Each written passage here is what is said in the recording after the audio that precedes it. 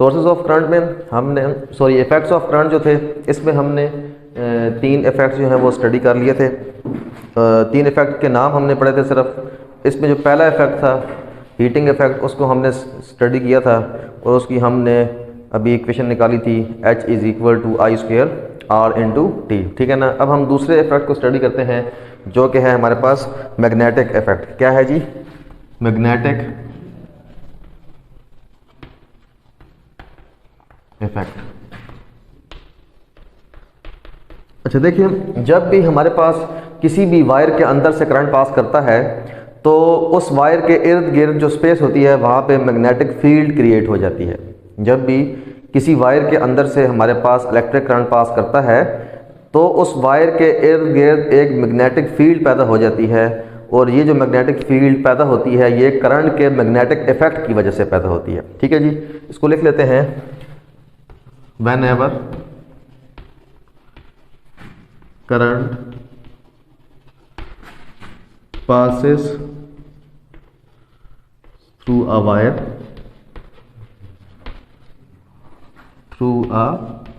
wire, a magnetic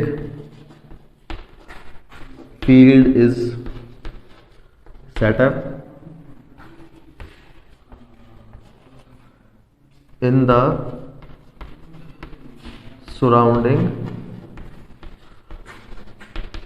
place. It is known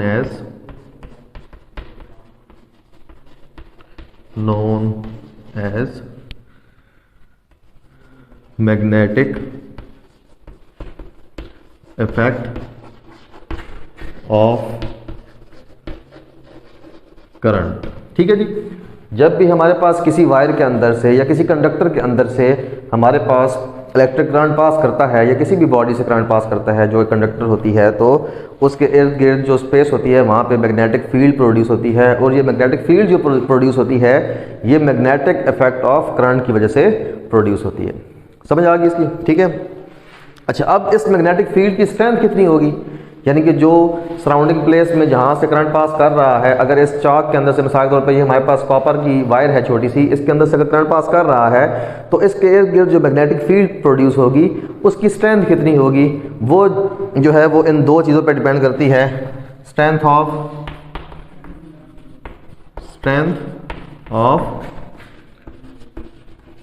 magnetic field ये depend करती है जी 2 चीज़ों पे। एक है जी करंट थ्रू द वायर। क्या जी? करंट थ्रू द वायर, यानी कि करंट का मैग्नीट्यूड कितना है। करंट अगर ज़्यादा पास होगा तो मैग्नेटिक फील्ड जो प्रोड्यूस हो रही है वायर के इर्द गिर्द या कंडक्टर के इर्द गिर्द उसकी स्ट्रेंथ जो है वो स्ट्रांग होगी। और अगर करंट जो है वो कम पास कर रहा है, उसका मैग्नीट्यूड कम है, तो इसका मतलब है कि हमारे पास जो मैग्नेटिक फील्ड प्रोड्यूस हो रही है उस कंडक्टर के इर्द गिर्द वो उसकी स्ट्रेंथ क्या होगी? कम होगी। ये मैग्नेटिक फील्ड की जो स्ट्रेंथ है ये हम अगले टॉपिक्स में पढ़ेंगे इस टॉपिक को भी कि स्ट्रेंथ ऑफ मैग्नेटिक फील्ड का क्या मतलब है। फिलहाल आप ये सिर्फ याद रखें कि जितना करंट ज़्यादा पास होगा उतनी मैग्नेटिक फील्ड जो है वो क्या होगी? स्ट्रांग होगी। ठीक है। जो दूसरा फैक्टर है वो है जी डिस्टेंस फ्रॉम द वायर और कंडक्टर भी कह सकते हैं। डिस्टेंस फ्रॉम द वायर और conductor in which current is passing. ठीक है ना। यानी कि आप देखें अगर आपके पास जो कंडक्टर के करीब करीब जगह होगी, मिसाल तो एक कंडक्टर है, इसके जो करीब करीब जगह है वहाँ पे मैग्नेटिक फील्ड की स्ट्रेंथ जो है वो क्या होगी? स्ट्रांग होगी। लेकिन आप जितना जितना कंडक्टर से दूर जाते रहेंगे, इस कंडक्टर से जितना दूर चले जाएंगे, वहाँ पे जो है इस मैग्नेटिक फील्ड की स्ट्रेंथ क्या हो जाएगी? वीक हो जाएगी। ठीक है ना। ये 2 फिगर्स बनाई हैं। ये हमारे पास एक स्ट्रेट वायर है, इसके अंदर से अगर जब करंट गुजरता है तो इसके इर्द गिर्द जो मैग्नेटिक फील्ड प्रोड्यूस होती हैं वो सर्कुलर शेप की प्रोड्यूस होती हैं। ठीक है ना। यानी कि आपके पास कंडक्टर है, आपने इसको बैटरी से जोड़ दिया, पोटेंशियल डिफरेंस क्रिएट होने की वजह से करंट जो है वो पॉजिटिव से नेगेटिव साइड पे जो है वो कन्वेंशनल करंट मूव करना शुरू कर दिया उसने। ठीक है ना। तो इस करंट जब ये करंट पास करेगा तो इसकी वजह से जो मैग्नेटिक फील्ड प्रोड्यूस होगी वो इस तरह सर्कुलर शेप की हमारे पास आएगी, ठीक है ना। इसी तरह जो हमारे पास ये होती है सोलिनाइड, ठीक है ना। सोलिनाइड होती है एक हमारे पास होता है जी एक कॉइल होती है, ठीक है ना, या आप इसको कह दें एक सिलेंडर होता है जिसके ऊपर आपने तार को लपेटा होता है। आपने एक वायर को क्या होता है एक सिलेंडर के ऊपर, सिलेंड्रिकल शेप के ऊपर आपने क्या किया होता है तार को लपेटा होता है, ठीक है ना। ये हमारे पास क्या बन जाती है सोलिनाइड, ठीक है ना। अब सोलिनाइड के अंदर से जब करंट, ये देखें ये सोलिनाइड जो है इसके ऊपर ये हमने तार लपेटी है, ये वाली आपको ये लाइनें नजर आ रही है ना, ये हमने इस एक वायर को इसके ऊपर क्या कर दिया लपेट दिया, ठीक है ना। अब जब करंट पास करेगा, ये करंट यहाँ से मूव कर रहा है, करंट की डायरेक्शन क्या है यहाँ से मूव कर रहा है, तो ऊपर से नीचे की तरफ जो है वो हर वायर में जो है वो करंट क्या करेगा मूव करेगा, ऊपर से नीचे की तरफ जो है वो करंट जो है वो हर वायर में मूव करेगा। और यहाँ पे करंट जो है जब इस सोलिनॉइड से निकलेगा तो ये इसकी डाउनवर्ड डायरेक्शन है, ठीक है ना। तो इस करंट के पास होने की वजह से जो मैग्नेटिक फील्ड प्रोड्यूस होगी इस सोलिनॉइड के अंदर, उसकी शेप ये है जी, ठीक है ना। ये मैग्नेटिक फील्ड की डायरेक्शन जो है वो आपके इस तरफ से, मतलब कि आपके लेफ्ट साइड से जो है वो राइट साइड तरफ जो है आपकी मैग्नेटिक फील्ड जो है वो क्या हो रही है प्रोड्यूस हो रही है। और ये मैग्नेटिक फील्ड क्यों प्रोड्यूस हो रही है, ये करंट के मैग्नेटिक इफेक्ट की वजह से क्या हो रही है प्रोड्यूस हो रही है, ठीक है जी। आगे हमारे पास जो तीसरे नंबर पे है वो है केमिकल इफेक्ट्स ऑफ करंट, ठीक है जी। अब कुछ ख़ास किस्म के लिक्विड्स हैं जो कि इलेक्ट्रिसिटी को अपने अंदर से पास करने देते हैं, यानी कि वो इलेक्ट्रिसिटी को कंडक्ट करते हैं। तो अब वो इलेक्ट्रिसिटी को कंडक्ट जो करते हैं वो करंट के केमिकल इफेक्ट की वजह से करते हैं, ठीक है ना। और ये जो इलेक्ट्रिसिटी इनके अंदर से गुजरती है, इस इलेक्ट्रिसिटी के गुजरने की वजह से इनके अंदर केमिकल चेंजेस प्रोड्यूस होती हैं, ठीक है ना। वो जो केमिकल चेंजेस प्रोड्यूस होती हैं वो भी किसकी वजह से होती हैं जी, केमिकल इफेक्ट ऑफ करंट की वजह से होती हैं, ठीक है ना। अब इसमें कुछ डेफिनेशंस हैं इस टॉपिक के अंदर, पहले हम उनको देख लेते हैं। उन टर्म्स का हमें समझना जो है वो ज़रूरी है, उसके बाद हमें टॉपिक जो है वो समझ आएगा, ठीक है ना। अब हमारे पास सबसे पहले जो इसमें आता है वो आता है इलेक्ट्रोलाइट। वो क्या आता है जी इलेक्ट्रोलाइट। इलेक्ट्रोलाइट एक ऐसा लिक्विड है जो कि अपने अंदर से इलेक्ट्रिसिटी को पास होने देता है या वो करंट को जो है वो कंडक्ट करता है। तो इस ऐसे लिक्विड को हम क्या कहते हैं इलेक्ट्रोलाइट कहते हैं, ठीक है ना। इसको हम पहले देख लेते हैं। ये पहली डेफिनेशन है जी हमारे पास, the liquid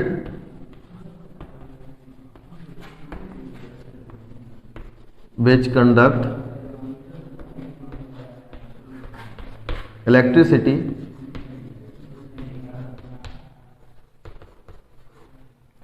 is known as electrolyte। क्या जी इलेक्ट्रोलाइट, यानी कि ऐसा लिक्विड जिसके अंदर से हमारे पास जिसके अंदर से करंट पास कर सकता है उसको हम कहते हैं जी इलेक्ट्रोलाइट। अब इसकी एग्जांपल जो है जो बुक में दी गई हैं वो दिया गया है जी dilute solution of copper sulphate,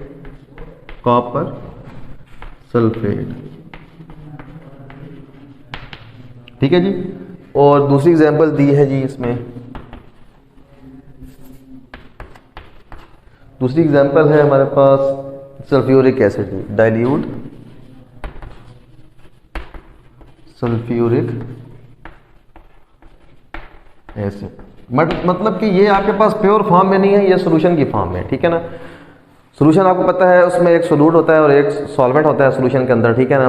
तो डाइल्यूट सोल्यूशन वो होता है जिसमें सोल्यूट की मिकदार जो है वो कम होती है, लेस सोल्यूट जिसमें होता है, ऐसे सोल्यूशन को हम कहते हैं डाइल्यूट सोल्यूशन। और ऐसा सोल्यूशन जिसमें जो हमारे पास सोल्यूट होता है वो ज़्यादा मिकदार में होता है, वो वाफिर मिकदार में होता है, उसको हम कहते हैं कंसनट्रेटेड सोल्यूशन। तो ये हमारे पास डाइल्यूट सोल्यूशन है, यानी कि आपके पास कॉपर सल्फेट जो है उसका सोल्यूशन तो है लेकिन कॉपर सल्फेट जो है वो थोड़ी मिकदार में, समझ आ गई, ठीक है ना। सोल्यूट जो है वो कॉपर सल्फेट है और वो थोड़ी मिकदार में, ठीक है जी। तो इसमें आप देख लेते हैं जी, अब हम मिसाल के तौर पे एक ले लेते हैं जी, हमारे पास एक कंटेनर है, ठीक है ना। इसमें हमने डाइल्यूट कॉपर सल्फेट का सोल्यूशन ले लिया, डाइल्यूट कॉपर सल्फेट का सोल्यूशन ले लिया। तो ये हमने ले लिया जी सोल्यूशन इसका, यहाँ पे ये कॉपर सल्फेट का क्या है जी सोल्यूशन, ठीक है जी। Solution of CuSO4। हम अपनी एग्जांपल जो है वो कॉपर सल्फेट से सॉल्व करते हैं जो बुक में उन्होंने सॉल्व की है, ठीक है ना। तो ये इसके बाद हमारे पास जो प्रोसेस होता है, एक अगली जो डेफिनेशन है इसमें, हमारे पास एक प्रोसेस होता है जिसके अंदर केमिकल चेंजेस जो हैं वो इलेक्ट्रोलाइट के अंदर प्रोड्यूस होती हैं। इलेक्ट्रोलाइट के अंदर ऐसा प्रोसेस जिसके अंदर करंट गुजरने के बाद, करंट गुजरने की वजह से इलेक्ट्रोलाइट के अंदर केमिकल चेंजेस जो हैं वो प्रोड्यूस होती हैं। इस प्रोसेस को हम कहते हैं इलेक्ट्रोलिसिस। क्या कहते हैं जी? इलेक्ट्रोलिसिस। ठीक है ना। The process in which chemical changes occur in electrolyte due to conduction of current, यानी कि करंट के गुजरने की वजह से जो हमारे पास करंट के कंडक्शन की वजह से, करंट गुजरने की वजह से जो हमारे पास इलेक्ट्रोलाइट के अंदर केमिकल चेंजेस होती हैं, अकर होती हैं, उस प्रोसेस को हम कहते हैं इलेक्ट्रोलिसिस। ठीक है जी। Current due to conduction of current is known as electrolysis. ठीक है ना। यानी कि इलेक्ट्रोलाइट क्या है? इलेक्ट्रोलाइट है वो है जो अपने अंदर से करंट को पास करने देगा। ठीक है ना। और उस करंट पास करने की वजह से जो उस इलेक्ट्रोलाइट के अंदर केमिकल चेंजेस प्रोड्यूस होंगी, इस प्रोसेस को हम क्या कहते हैं? इलेक्ट्रोलिसिस। क्या कहते हैं जी? इलेक्ट्रोलिसिस। ठीक है जी। अब एक और जो अगली डेफिनेशन है वो इलेक्ट्रोड की दी है। क्या दी है जी? Electrode. Electrodes may be wire or plate which helps the current to move in and out of electrolyte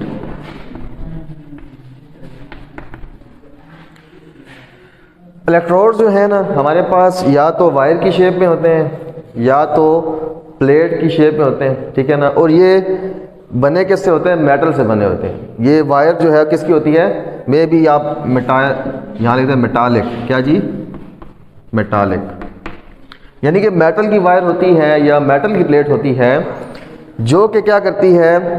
electrolyte के अंदर करंट को इन करती है और उसको आउट भी करती है। ठीक है ना। इलेक्ट्रोड क्या करते हैं? करंट को पास करने में मदद देते हैं इलेक्ट्रोलाइट के अंदर, यानी कि इनकी वजह से करंट जो है इलेक्ट्रोलाइट के अंदर मूव करता है और वहाँ से फिर बाहर भी मूव करता है। ठीक है ना।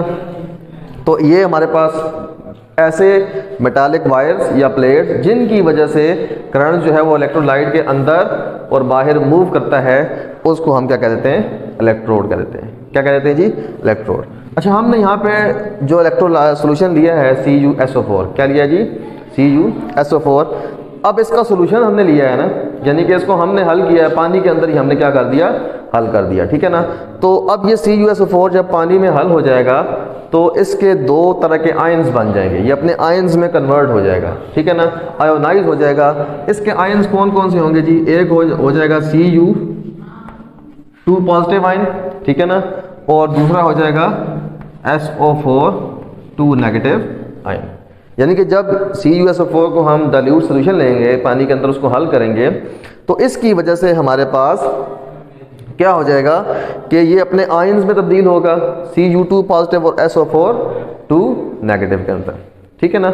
इसके बाद हम क्या करेंगे? इसके अंदर दो इलेक्ट्रोड्स प्लेस करेंगे इसी कंटेनर के अंदर। यहाँ पे हम मेटल प्लेट्स की शेप में जी दो इलेक्ट्रोड्स क्या करते हैं? प्लेस कर देते हैं। ये हमारे पास ये दो इलेक्ट्रोड्स हैं जो कि कॉपर के बने हैं। किसके बने हैं जी? कॉपर के बने हैं। ये भी कॉपर का बना है और ये वाला भी किसका बना है? कॉपर का बना है। ठीक है ना। और इन इलेक्ट्रोड्स को हम कनेक्ट कर देते हैं एक बैटरी के साथ। ये हमारे पास बैटरी है जी। ठीक है। इसको हमने कनेक्ट कर दिया एक बैटरी के साथ अब क्या होगा, ये बैटरी, ये वाला टर्मिनल जो है वो हाई पोटेंशियल पे और ये वाला टर्मिनल जो है वो कहाँ पर है, लो पोटेंशियल पे। ठीक है क्या? जब हम इसको बैटरी से कनेक्ट कर देंगे तो जो हाई पोटेंशियल के साथ इलेक्ट्रोड जुड़ा है, यानी कि पॉजिटिव टर्मिनल के साथ जो बैटरी के इलेक्ट्रोड जुड़ा है, उसके ऊपर क्या आ जाएगा, पॉजिटिव चार्ज। क्या आ जाएगा जी, पॉजिटिव चार्ज। ठीक है ना। और जो इलेक्ट्रोड हमने पॉजिटिव टर्मिनल से जोड़ा है उसको हम कह देंगे एनोड। क्या कह देंगे जी, एनोड कह देंगे। ठीक है। और इसी तरह जो टर्मिनल हमने जो नेगेटिव टर्मिनल है बैटरी का, उसको हमने जिस इलेक्ट्रोड से जोड़ा है उसके ऊपर नेगेटिव चार्ज आ जाएगा। क्या आ जाएगा जी, नेगेटिव चार्ज। और उसको हम क्या नाम दे देंगे, कैथोड। क्या नाम दे देंगे, कैथोड। ठीक है। अगर हम अब देखें तो अब हमने इसको बैटरी से जोड़ दिया तो हमारे पास जो करंट पास, कन्वेंशनल करंट जो पास करेगा पॉजिटिव चार्जेस की वजह से, उसकी डायरेक्शन किस तरफ होगी, ये वाली। ठीक है ना। यहाँ से पॉजिटिव चार्जेस मूव करते करते यहाँ से फिर नेगेटिव एंड पे चले जाएंगे। ठीक है, समझ आ गई। यानी कि करंट जब मूव करेगा इसके दौरान तो इसके ऊपर हमारे पास पॉजिटिव पोटेंशियल आ जाएगा और इसके ऊपर नेगेटिव पोटेंशियल आ जाएगा। ठीक है ना। और अगर हम इलेक्ट्रॉनिक करंट की बात करें इलेक्ट्रॉन्स की वजह से, तो वो इसके ऑपोजिट डायरेक्शन में मूव करेगा। यानी कि इलेक्ट्रॉनिक करंट की डायरेक्शन जो है वो यहाँ से आके इलेक्ट्रॉन पहले इस तरफ पास करेंगे और फिर इधर से ऊपर की तरफ पास करते करते पॉजिटिव टर्मिनल में चले जाएंगे। ठीक है, समझ आ गई। लेकिन हम अपने मैक्सिमम जो होते हैं स्टडीज़, उसमें हम इलेक्ट्रॉनिक करंट को कंसिडर नहीं करते बल्कि कन्वेंशनल करंट को ही कंसिडर करते हैं। ठीक है ना। इससे पहले हम इसको आगे स्टडी करें कि इसमें क्या होगा, इससे पहले एक थोड़ी सी डेफिनेशन और रह गई है, उसको भी देख लेते हैं। ये तमाम जो सिस्टम है, यानी कि इलेक्ट्रोड और इलेक्ट्रोलाइट जो है, इस सब को हमने एक वेसल में बंद किया है, एक कंटेनर में बंद किया है। ठीक है ना। और इस कंटेनर को क्या कहते हैं हम, वोल्टामीटर। क्या कहते हैं जी, वोल्टामीटर। तो इसकी डेफिनेशन क्या हो जाएगी, the vessel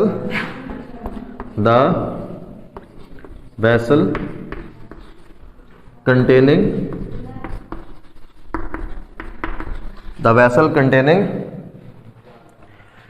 electrodes and electrolyte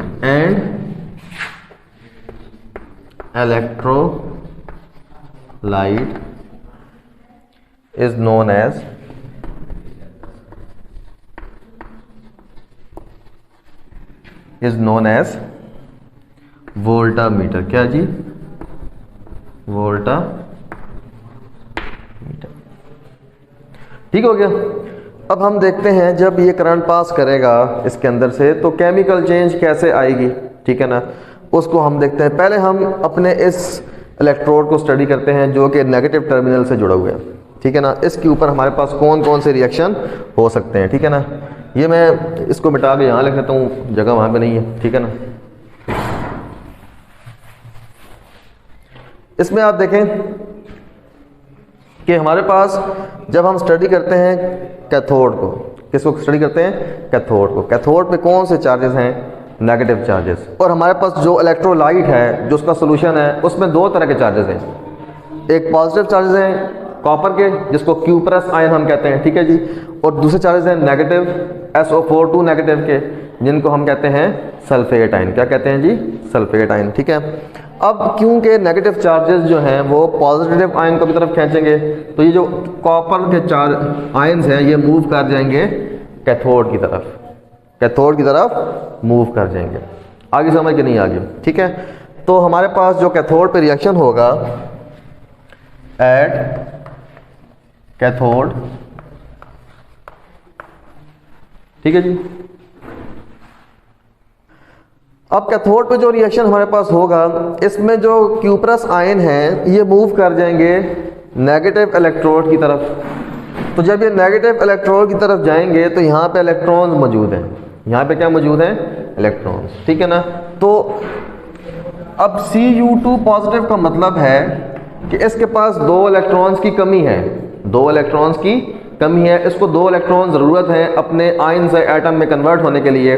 तो क्योंकि इलेक्ट्रॉन्स के ऊपर इलेक्ट्रॉन्स मौजूद हैं, नेगेटिव चार्जेस मौजूद हैं, तो ये क्या करेगा, ये वहाँ से 2 इलेक्ट्रॉन एक्सेप्ट करके हमारे पास कॉपर एटम बना देगा। क्या बना देगा जी? Copper atom. यानी कि ये आयन से कन्वर्ट हो जाएगा किसके अंदर? एटम के अंदर। ठीक है ना। अब यहाँ पे कोई एक कॉपर क्यूप्रस आयन तो नहीं है ना, ठीक है, बहुत सारे Cu2 पॉजिटिव आयन्स हैं, बहुत सारे हैं। आगे समझ नहीं आ गई? ठीक है ना। वो सारे जब मूव करके जाएंगे तो वो सारे यहाँ से इलेक्ट्रॉन्स को क्या करेंगे? एक्सेप्ट करेंगे। 2 इलेक्ट्रॉन्स हर एक क्यूप्रस आयन एक्सेप्ट करने के बाद क्या करेगा? कॉपर एटम में कन्वर्ट हो जाएगा, कॉपर एटम में कन्वर्ट हो जाएगा। ठीक है ना। तो इससे क्या होगा, जो हमारे पास इलेक्ट्रोड है इसके ऊपर सारे कॉपर के एटम जाके जुड़ जाएंगे। ठीक है। अब देखें, जब सारे के सारे पॉजिटिव आयन क्यूप्रस के या कॉपर के जो Cu2 पॉजिटिव आयन हैं, ये सारे के सारे जब मूव करके जा रहे हैं इलेक्ट्रोड पे, तो यहाँ पीछे तो कॉपर के आयन कम हो जाएंगे ना, कम हो जाएंगे कि नहीं हो जाएंगे? लेकिन ऐसा नहीं होता। ठीक है ना। ऐसा क्यों नहीं होता कि जो हमारे पास एनोड पे रिएक्शन है, जब हम उसको स्टडी करेंगे तो हम देखेंगे कि हमारे पास जो कॉपर आयन की कंसंट्रेशन है, जो कॉपर आयन्स की तादाद है, वो हमेशा क्या रहती है? कांस्टेंट रहती है, वो कम नहीं होती। ठीक है ना। इलेक्ट्रोड का क्या, कैथोड के ऊपर कौन सा रिएक्शन हो रहा है जी? कॉपर आयन जो है उसकी क्या, क्यूप्रस आयन की रिडक्शन हो रही है, मतलब वो इलेक्ट्रॉन को क्या कर रहा है? गेन कर रहा है। और फिर क्या हो रहा है? उसका क्यूप्रस आयन जो है, या जो कॉपर आयन है, वो कन्वर्ट हो जाएगा किसके अंदर? कॉपर एटम के अंदर। ठीक है ना। अब ये तो पॉजिटिव चार्जेस मूव कर गए थे नेगेटिव प्लेट की तरफ, ठीक है, या नेगेटिव इलेक्ट्रोड की तरफ। अब जो नेगेटिव आयन है, SO4 नेगेटिव आयन जो हैं, जिनको हम सल्फेट आयन कहते हैं, ये किस तरफ मूव करके जाएंगे? ये पॉजिटिव प्लेट की तरफ मूव करके जाएंगे। समझ आ गई? ये पॉजिटिव प्लेट की तरफ मूव करके जाएंगे ताकि ये भी जो है एटम में कन्वर्ट हो जाए, ताकि ये भी कॉपर की तरह एटम में कन्वर्ट हो जाएं, या ये भी स्टेबल हो जाएं। लेकिन ऐसा नहीं होता। जब ये जाते हैं सल्फेट आयन की तरफ, तो ये हमारे पास जो इलेक्ट्रोड है किसका बना हुआ है? कॉपर का। किसका बना हुआ है? यहाँ पे कॉपर के एटम्स मौजूद हैं, यहाँ पे कॉपर के आयन्स मौजूद थे, इसके ऊपर कॉपर के एटम्स मौजूद हैं। समझ आ गई?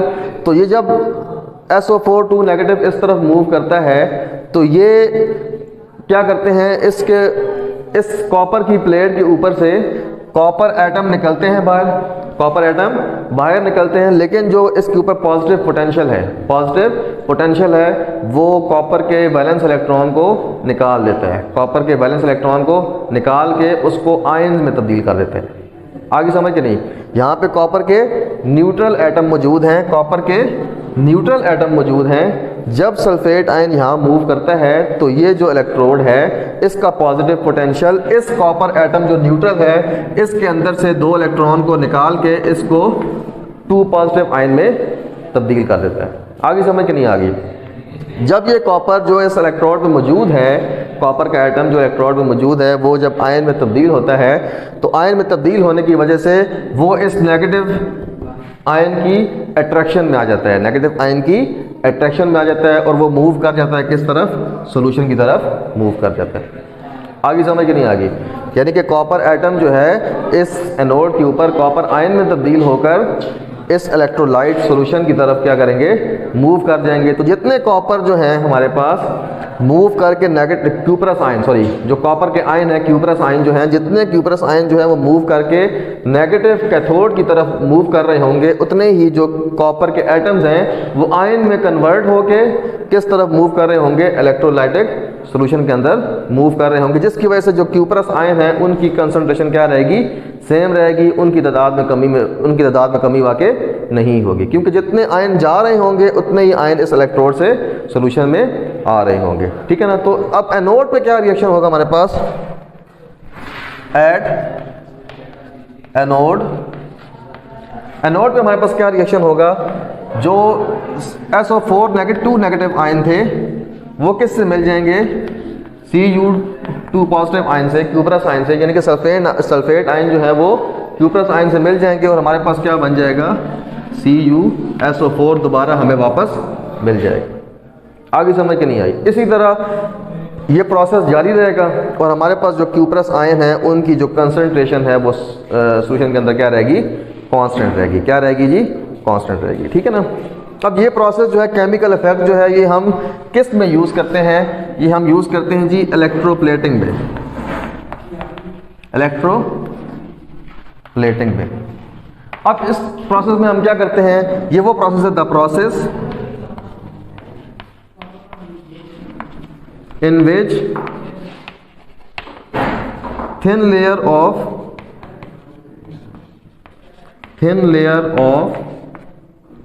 expensive metal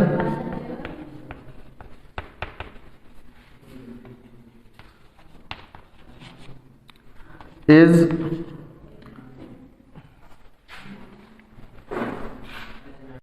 layer of expensive metal on an article of cheap metal।